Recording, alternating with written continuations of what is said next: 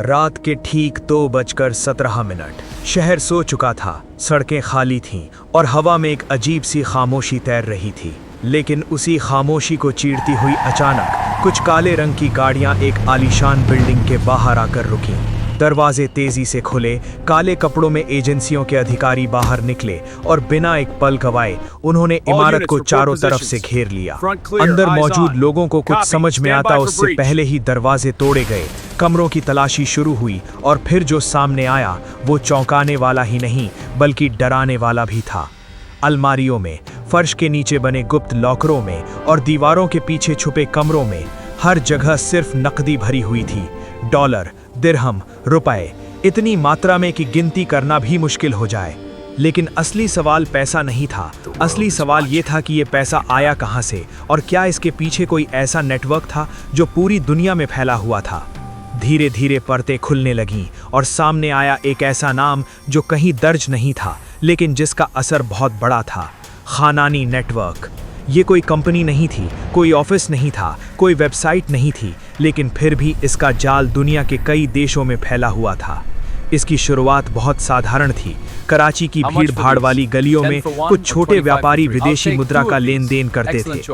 उस समय banking system इतना मजबूत नहीं था और विदेश में पैसा भेजना आसान नहीं था।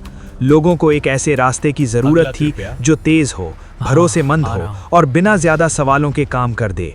यहीं से जन्म हुआ हवाला सिस्टम का। हवाला एक ऐसा तरीका जिसमें पैसा बिना बैंक के, बिना किसी रिकॉर्ड के, सिर्फ भरोसे के आधार पर एक जगह से दूसरी जगह पहुंच जाता है। अगर दुबई में कोई व्यक्ति पैसा देता तो भारत में उसका पार्टनर उसी रकम को किसी और तक पहुंचा देता। कागज नहीं, पहचान नहीं, सिर्फ एक कोड और पैसा अपने गंतव्य तक पहुंच जाता। यही सिस्टम धीरे धीरे मजबूत होता गया और इसी सिस्टम में खानानी नेटवर्क ने अपनी पकड़ बना ली।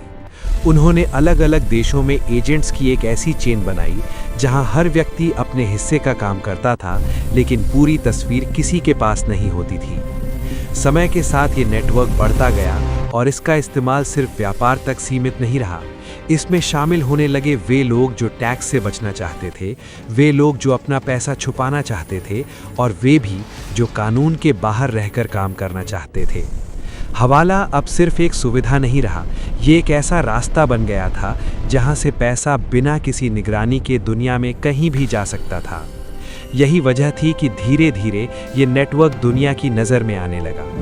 2000 के दशक की शुरुआत में जब दुनिया ने पैसों के प्रवाह पर ध्यान देना शुरू किया, तब जांच एजेंसियों को बार बार एक ही नाम सुनाई देने लगा, खानानी नेटवर्क।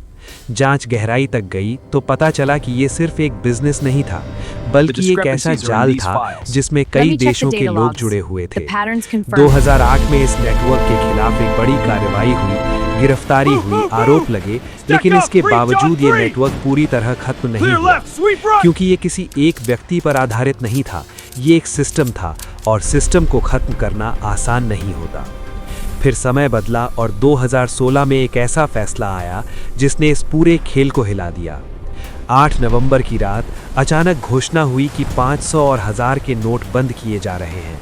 पूरे देश में हलचल मच गई, लोग परेशान हो गए, लेकिन इस फैसले का सबसे बड़ा असर उन लोगों पर पड़ा जो छुपकर इस सिस्टम को चला रहे थे। हवाला सिस्टम पूरी तरह कैश पर निर्भर था और जब अचानक कैश ही बेकार हो जाए तो पूरा सिस्टम हिल जाता है। एजेंट्स के पास पड़ा पैसा बेकार हो गया, लेन देन रुक गए और सबसे बड़ी बात, भरोसा टूट गया।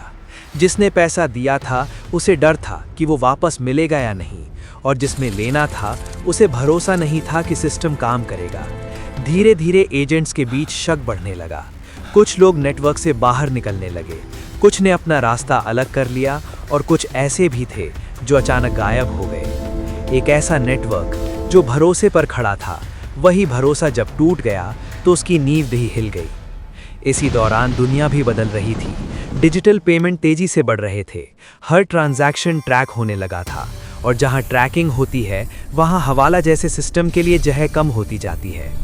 एजेंसियों ने इस मौके का फायदा उठाया, संदिग्ध गतिविधियों पर नजर रखी और धीरे धीरे इस नेटवर्क को कमजोर करते गए।